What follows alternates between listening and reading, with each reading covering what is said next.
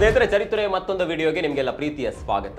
Ethanol ದೇಶದ ಇಂಧನ ಭದ್ರತೆಯಲ್ಲೂ ರಾಜಕೀಯ ವಲಯದಲ್ಲೂ ಈಗ ಎಥನಾಲ್ನದ್ದೇ ಚರ್ಚೆ. ಒಂದು ಕಡೆ E20 ಅಥವಾ ಎಥನಾಲ್ 20 ಪೆಟ್ರೋಲ್ ಡೀಸೆಲ್ಗೆ ದೇಶವ್ಯಾಪಿ ವಿರೋಧ ಕೇಳಿ ಬರ್ತಾ ಇದೆ. ಇನ್ನೊಂದು ಕಡೆ ದೇಶದ ಸಾರಿಗೆ ಸಚಿವ ನಿತಿನ್ ಗಡ್ಕರಿ ಎಥನಾಲ್ ನೀತಿಯನ್ನ ತಮ್ಮ ಸ್ವಹಿತಾಸಕ್ತಿಗೆ ದುರ್ಬಳಕೆ ಮಾಡಿಕೊಂಡಿದ್ದಾರೆ ಅನ್ನುವ ಗಂಭೀರ ಆರೋಪ ಕೇಳಿ ಬರ್ತಾ ಇದೆ. ಸುಪ್ರೀಂ ಕೋರ್ಟ್ ಕೂಡ ಎಥನಾಲ್ ವಿಚಾರದಲ್ಲಿ ಮಧ್ಯ ಪ್ರವೇಶ ಮಾಡುವ ಪರಿಸ್ಥಿತಿ ಉಂಟಾಗಿದೆ. ಹಾಗಿದ್ರೆ ಏನಿದು ಎಥನಾಲ್? E20 ಇಂಧನ ಅಂದ್ರೆ ಏನು? ದೇಶದ ಎಕ್ಸ್ಪ್ರೆಸ್ ವೇಗಳ ಹರಿಕಾರ ನಿತಿನ್ ಗಡ್ಕರಿ ಅವರ ವಿರುದ್ಧವೇ ಆರೋಪ ಕೇಳಿ ಬರ್ತಿರೋದೇಕೆ? ಎಲ್ಲವನ್ನ ಹೇಳ್ತೀವಿ ನೋಡಿ.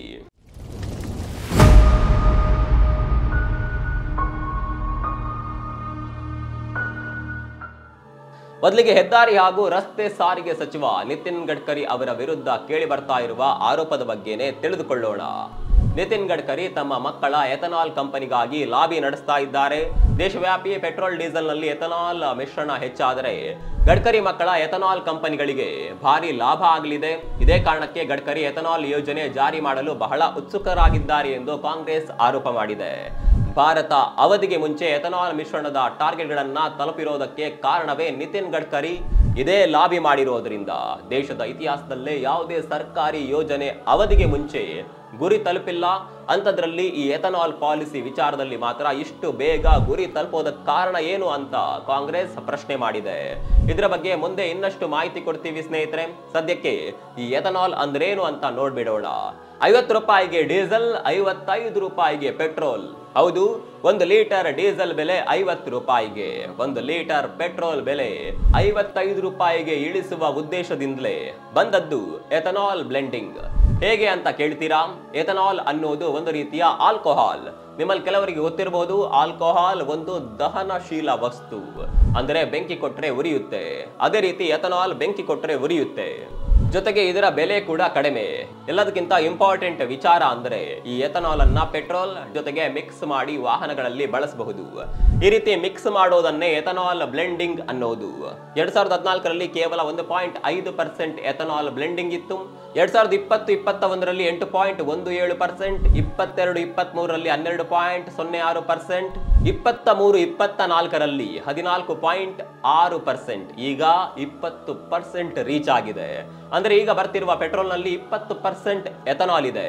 ಇದೇ E20 ಪೆಟ್ರೋಲ್. ಇಷ್ಟು ದಿನ ಪೆಟ್ರೋಲ್ ಬಂಕ್ಗಳಲ್ಲಿ E5, E10 ಪೆಟ್ರೋಲ್ ಅಂದ್ರೆ 5%, 10% ಎಥನಾಲ್ ಮಿಶ್ರಣದ ಪೆಟ್ರೋಲ್ ಕೂಡ ಸಿಗ್ತಾ ಇತ್ತು. ಆದ್ರೆ ಈಗ ಈ ಹಳೆ ಮಿಶ್ರಣದ ಪೆಟ್ರೋಲ್ ಸಿಗ್ತಾ ಇಲ್ಲ. ಹಾಗಿದ್ರೆ E20 ಪೆಟ್ರೋಲ್ ನಲ್ಲಿ ಸಮಸ್ಯೆ ಏನು? ಇದಕ್ಕೆ ವಿರೋಧ ಕೇಳಿ ಬರ್ತಿರೋದು ಯಾಕೆ? ಇದರ ನೆಗೆಟಿವ್ ಅಂಶಗಳನ್ನ ನೋಡೋದಕ್ಕೆ ಮುಂಚೆ ಇದರಲ್ಲಿರುವ ಪಾಸಿಟಿವ್ ಅಂಶಗಳನ್ನ ನೋಡಿ.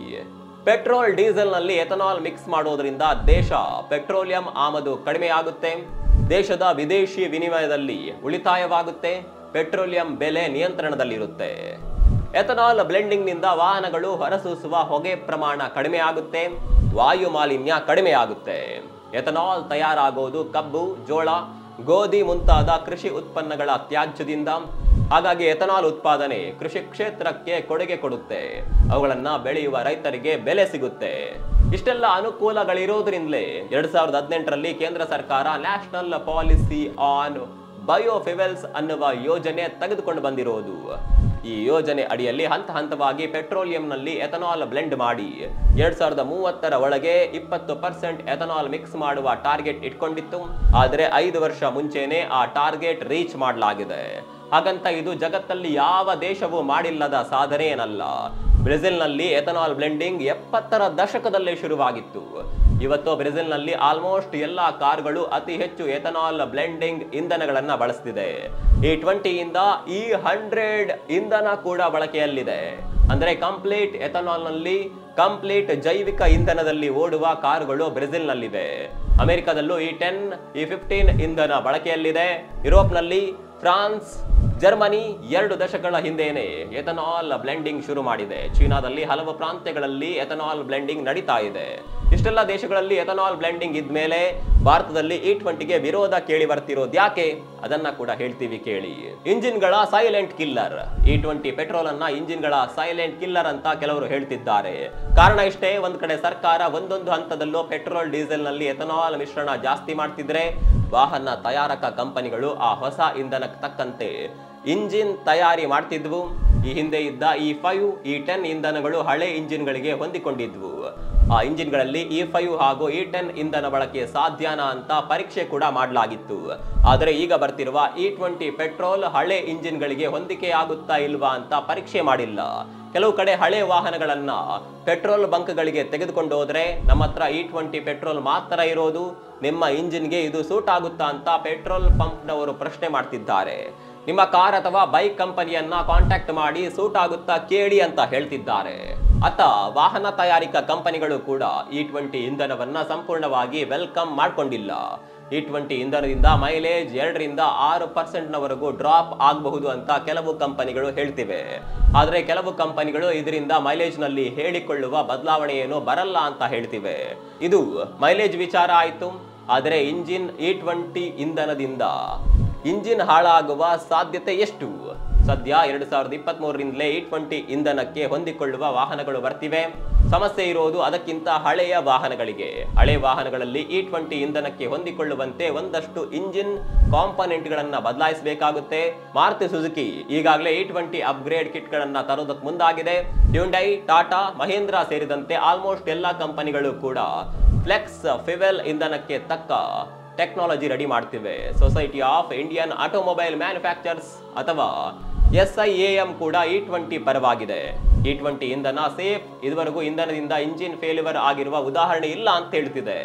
ARAI ಅಥವಾ automotive research association of India ಕೂಡ E20 ಸೇಫ್ ಅಲ್ಲ ಅನ್ನುವ ಮಾತನ್ನ ತಳ್ಳಿ ಹಾಕಿದೆ.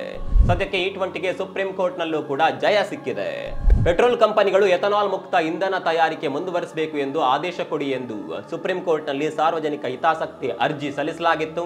ಆದರೆ ಸುಪ್ರೀಂ ಕೋರ್ಟ್ ಆ ಅರ್ಜಿಯನ್ನ ವಜಾ ಮಾಡಿದೆ. ಆದರೆ ವಾಹನ ಹಾಗೂ ಇಂಧನ ಗ್ರಾಹಕರಿಗೆ ಅವರ ವಾಹನದ E20 ಕಾಂಪ್ಯಾಟಬಿಲಿಟಿ ಬಗ್ಗೆ ಮಾಹಿತಿ ಕೊಡಬೇಕು ಅಂತ ಹೇಳಿದೆ. ಇದಿಷ್ಟು E20 ಬಗೆಗಿನ ಮಾಹಿತಿ. ಇನ್ನು ಕೊನೆಯದಾಗಿ ಸಾರಿಗೆ ಸಚಿವ ನಿತಿನ್ ಗಡ್ಕರಿ ವಿವಾದದ ಬಗ್ಗೆ ನೋಡೋದಾದ್ರೆ, ನಿತಿನ್ ಗಡ್ಕರಿ ಪುತ್ರ Nikhil Gadkari Xi'an agro industries infrastructures limited ಅನ್ನುವ ಕಂಪನಿಯ ಓನರ್. ಈ ಕಂಪನಿ ಎಥನಾಲ್ ಉತ್ಪಾದನೆ ಮಾಡುತ್ತೆ. ಗಡ್ಕರಿ ಅವರ ಮತ್ತೊಬ್ಬ ಪುತ್ರ ಸಾರಂಗ್ ಗಡ್ಕರಿ ಕೂಡ ಮಾನಸ್ ಆಗ್ರೋ ಇಂಡಸ್ಟ್ರೀಸ್ ಕೂಡ ಎಥನಾಲ್ ತಯಾರಿಸುತ್ತೆ. ಹಾಗಂತ ಈ ಎರಡೇ ಕಂಪನಿಗಳಿಗೆ ಎಥನಾಲ್ ಬ್ಲೆಂಡಿಂಗ್ ನಿಂದ ಲಾಭ ಆಗ್ತಿದೆ ಅಂತಲ್ಲ.